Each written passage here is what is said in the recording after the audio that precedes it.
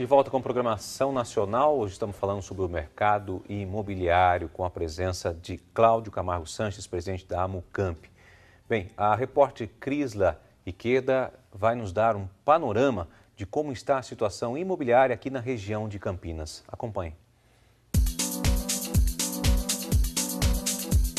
A casa própria continua sendo o maior sonho de consumo do brasileiro. Uma a cada 3 pessoas tem como maior aspiração um imóvel, segundo pesquisa de proteção ao crédito. Para este especialista, nos últimos meses, as altas registradas no valor dos imóveis foram menores que a inflação. E o cenário representa uma oportunidade de investimento. Sempre é bom ano para casa própria, sempre é bom ano para investir em imóvel. Historicamente, o Brasil mostra que isso é um bom negócio, enfim. Segundo o gerente comercial, após o boom que supervalorizou o mercado imobiliário, o que ocorre é uma estabilização nos preços dos imóveis, mas não uma queda. Se as pessoas estão esperando abaixar, talvez vão perder dinheiro, enfim, vão deixar de fazer um bom investimento. O sonho da casa própria pode se tornar um pesadelo se não for bem pensado e pesquisado. Na hora de comprar um imóvel na planta, a atenção deve ser redobrada para o risco das obras embargadas. Os casos que levam a um embargo variam de problemas ambientais a irregularidades na estrutura da obra, como, por exemplo, a falta de espaço para a entrada de um corpo de bombeiros. Os embargos ocorrem bastante por problemas de projeto que envolvem a região ao redor, as vias de acesso ao empreendimento, às vezes um projeto que ocupa uma área de preservação permanente também. No caso de quem investiu no imóvel e teve a obra embargada, o advogado aconselha. O adquirente do imóvel ele pode optar por 2 saídas. Uma é pedir a rescisão do contrato, a devolução do dinheiro de volta. No caso de a construtora não tiver condição de entregar nem aquele imóvel, nem outro equivalente, o Poder Judiciário vai converter essa obrigação em perdas e danos, para que o adquirente ele receba o valor equivalente ao imóvel para ressarcir o seu prejuízo. Para evitar esse tipo de problema, siga as dicas do corretor. Primeira coisa é procurar um bom corretor, uma boa imobiliária, que tenha um respaldo jurídico, que tenha uma fidelidade com o cliente, que faça com que seja analisado todo o processo, entende? Para que não entre falando em português, claro, não entre numa fria.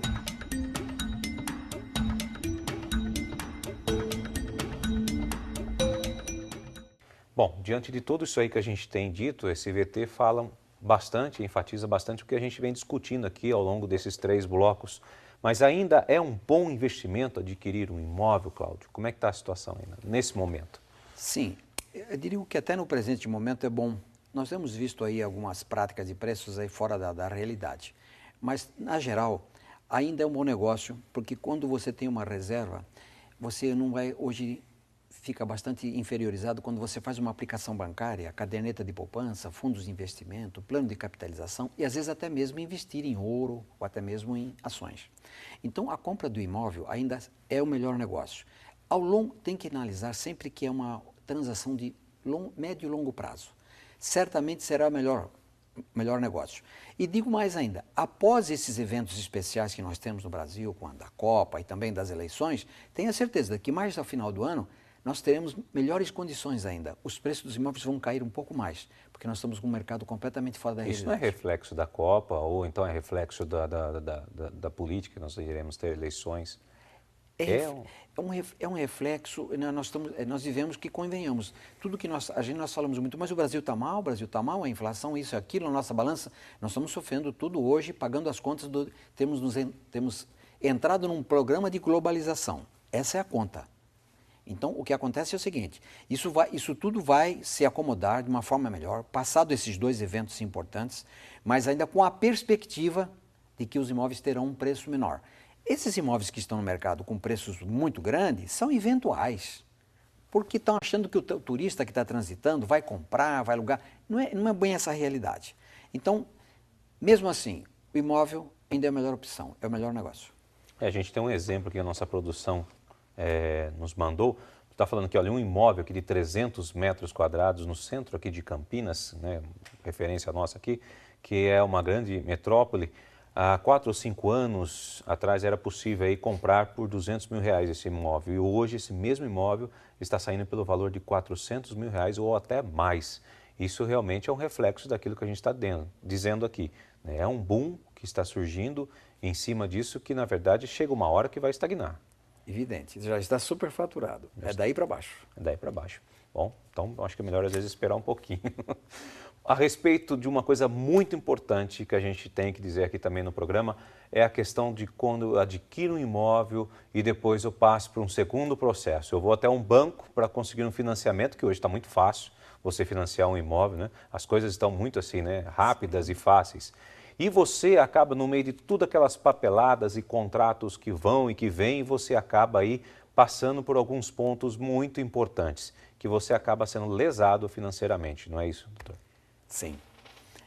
O que está acontecendo hoje é o seguinte, os bancos estão numa ganância tão desmedida por lucros, a disputa se tornou tão profissional, até mesmo porque hoje os executivos de bancos hoje têm a sua participação nos lucros, que eles não estão medindo as consequências. Então a sociedade está pagando um ônus muito caro quando é dependente do crédito bancário.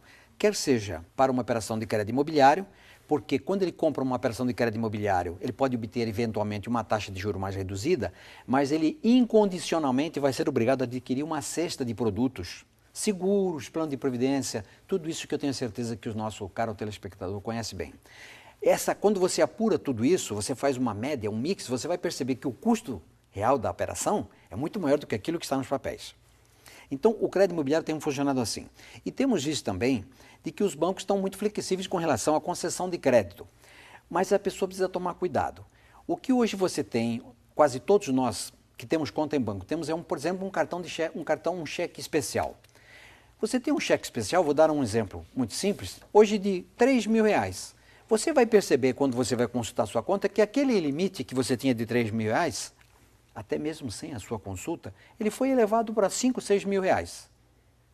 Só que aí está a armadilha. Por quê? Os juros lá atrás do seu contrato, que era tipo 85%, 90% ao ano, hoje está em mais de 120%.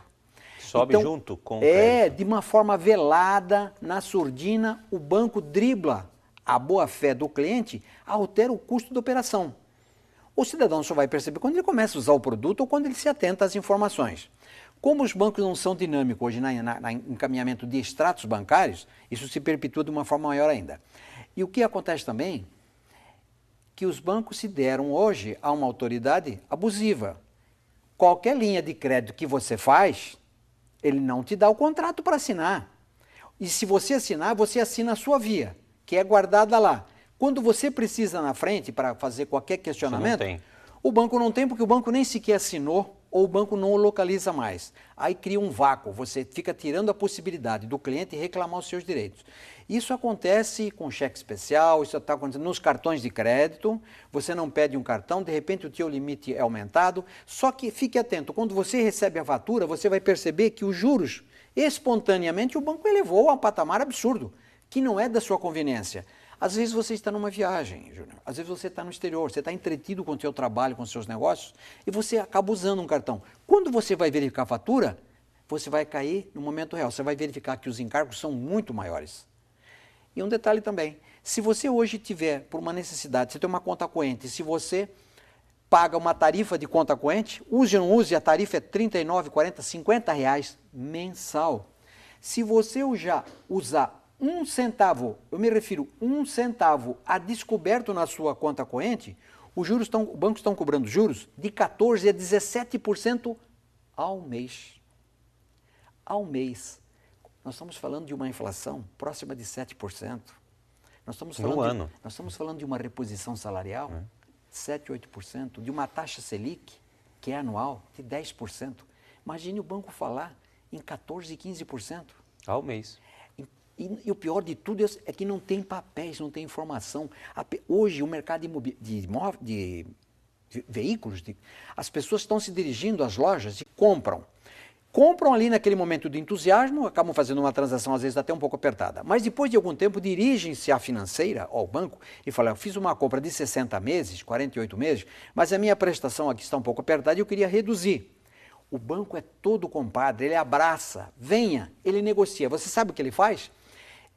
Ele diminui um pouquinho a sua prestação para te tranquilizar, só que ele vai desconsiderar tudo o que você pagou lá atrás. Então você vai começar uma nova operação com um novo prazo e com os encargos muito mais caros. Isso é uma prática constante feita pelas financeiras, pelos bancos. Isso tem sido uma verdadeira vergonha nacional. O mercado de veículos cresceu assustadoramente em custa dessas pessoas mal precavidas, que não tiveram cuidado e que hoje estão com um problema. Tem uma dívida bancária, já pagaram há alguns anos, não conseguem mais pagar. Se for vender o carro não vale muito dinheiro, não dá sequer para pagar a dívida. E acaba entrando numa bola de neve. Agora, quantos por cento da renda a pessoa deve comprometer hoje? Eu vou adquirir um imóvel, eu tenho que ter uma segurança, para não passar aquele limite, para não prejudicar de um salário que eu tenho. Como é que seria isso? Sim, a gente vê lá pelas experiências lá de que a renda pessoal ou familiar nunca deve ultrapassar a 20%, renda líquida. Porque principalmente pessoas que trabalham no mercado com comissões, com variações de rendimento, a renda sugerida mais segura é limitar a 20% da renda líquida. Bom, Cláudio, diante de tudo isso que a gente falou, para encerrar o nosso assunto aqui sobre o mercado imobiliário, ainda vale a pena adquirir um imóvel, ainda vale a pena trabalhar com isso? Como é que é, para a gente fazer um resumo geral? Sim, ainda é. Eu digo, eu mesmo, se hoje eu tenho uma disponibilidade, eu não vou pensar duas vezes, eu vou comprar um imóvel. Até porque meu planejamento de longo prazo vai estar mais confortável. Ainda é muito melhor eu aplicar em imóvel, num bem de raiz, casa, apartamento, terreno, seja o que for, do que fazer uma aplicação bancária, que não te rende nada, porque com as taxas de administração e com o imposto de renda, não te sobra nada. Então é muito mais compensador você ter o seu patrimônio aportado em imóvel. Com grande segurança, com certeza. Bom, Cláudio, muito obrigado pela sua participação na Ação Nacional de hoje. Eu agradeço. Boa noite, Júnior. Foi um prazer muito grande. Obrigado a você também que esteve conosco até este momento, acompanhando o programa Ação Nacional, que volta na semana que vem com um novo tema. Muito obrigado. Até lá.